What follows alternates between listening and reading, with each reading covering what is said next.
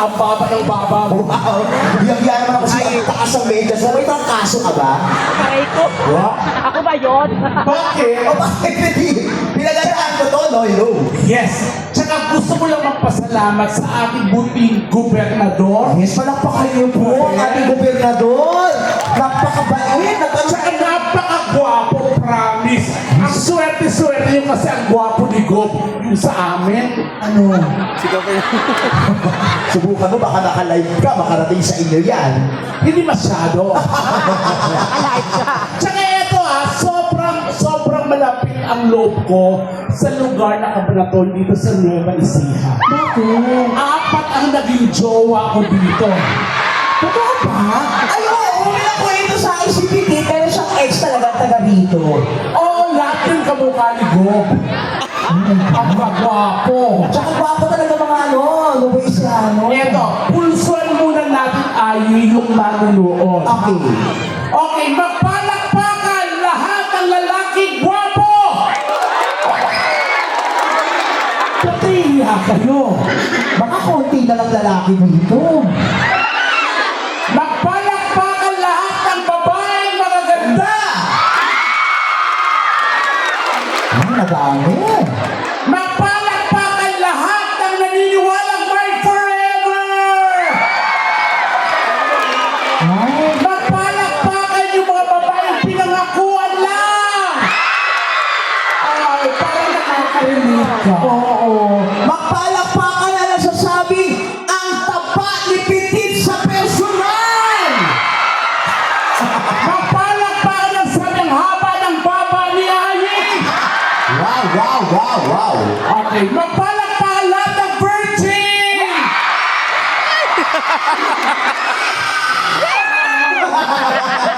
Bakit Petit? Okay, eto na siya. Magpalakpakan lahat ng mga bakla! Yes.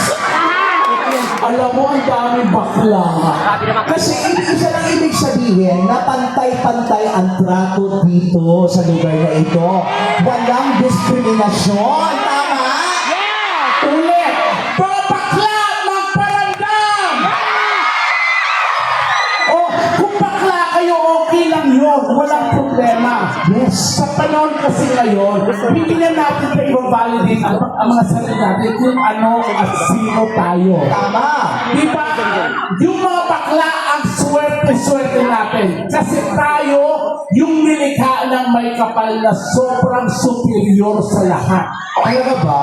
Kung ang mga lalaki para sa babae, yung mga babae para sa lalaki, yung mga bakla, nilikha tayo para sa pamilya natin. Yes. Kaya sa hindi nakakaalam, ang ibig sabihin ng salitang bakla ay ba-ka-la. Ay, bahagi ka ng lahat. Ang sarap naman pakinggan yun. Para sa bakla, paano naman sa mga tomboy? Yung mga tomboy, bahala din kayo mag-isip ng sariling alamat. Lagi po kami. Kasi yung mga tomboy, mga best friends natin. Ay, yes. Totoo naman. So, paano paraan, Petit? Para ma-educate natin mga kabataan. Best friend namin yan kasi wala kaming conflict of interest. Yung ayaw nila, gusto namin. Tama. Yung gusto namin, ayaw nila. Tsaka yung mga tomboy, sila ang unang nag-trending. Ay, sa trending, ano? Eh!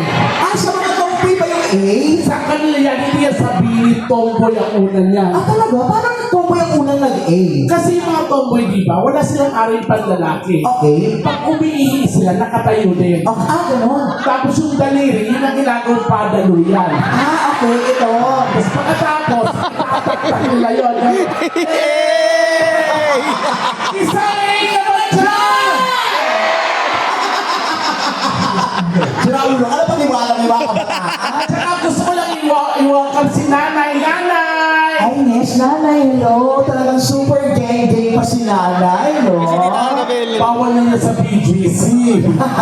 Nanay, ano pangalan niyo po? Ikaw na nakaway. Ano daw sabi? Nakikita na lang tayo ni nanay pero hindi niya tayo naririnig. Okay, no? Ilang taon na kayo nanay?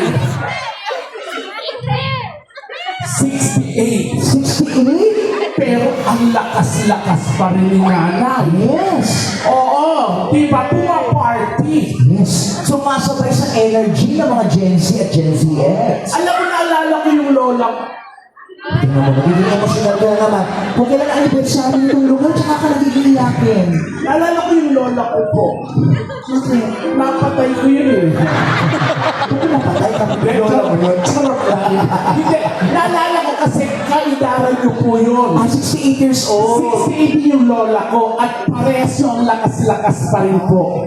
Kasi yung lola ko, sila ang sekreto ng kung bakit ang lakas-lakas Ano ko. sikreto ni Lola? Every morning, nag-walking ng 1 kilometer.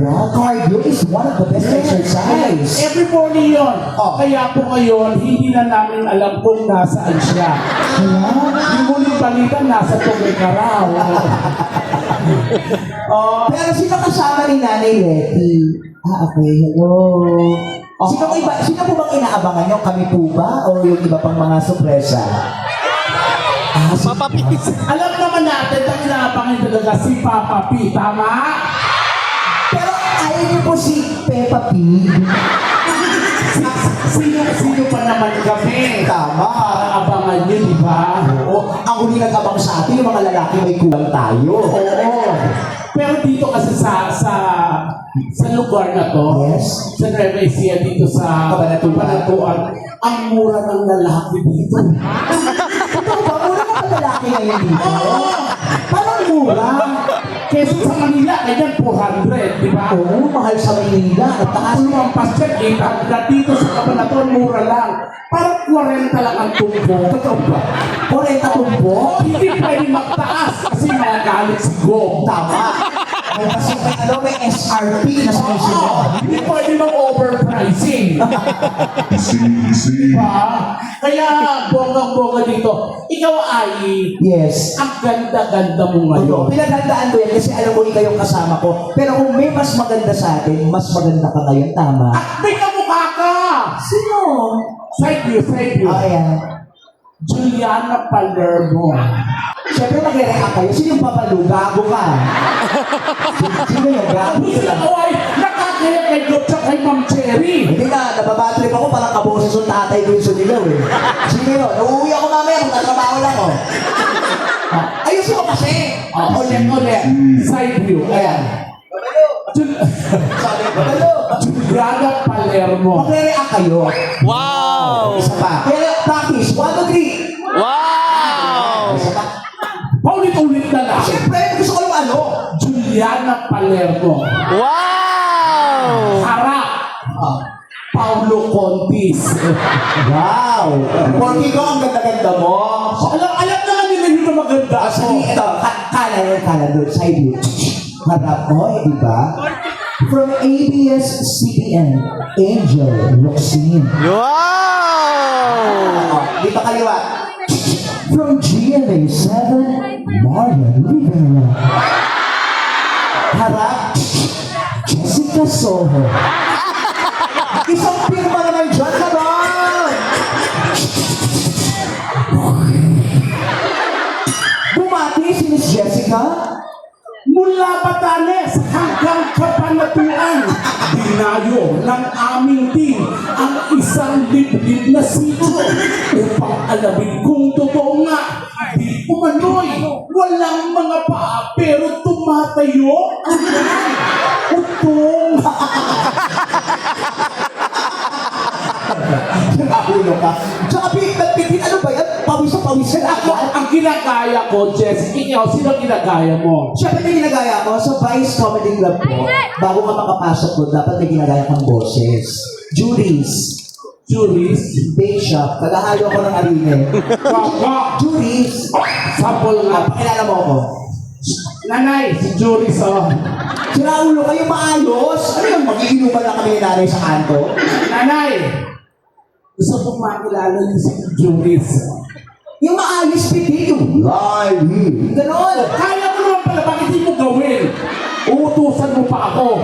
Sige na, yung parang ganahan lang ako. Live here at Cabanatuan with 4 knockout and 5. Ito boxing. Applause everyone for Juris! Anong Anong kanta? Demonyo ka. Kanina ka pa na doon. Ay, di lang ikaw. Gusto hindi lang ikaw. Dapat sisigaw kayo tayo kaka-showtime. Sample, sample. Oh, 1, 2, 3, go!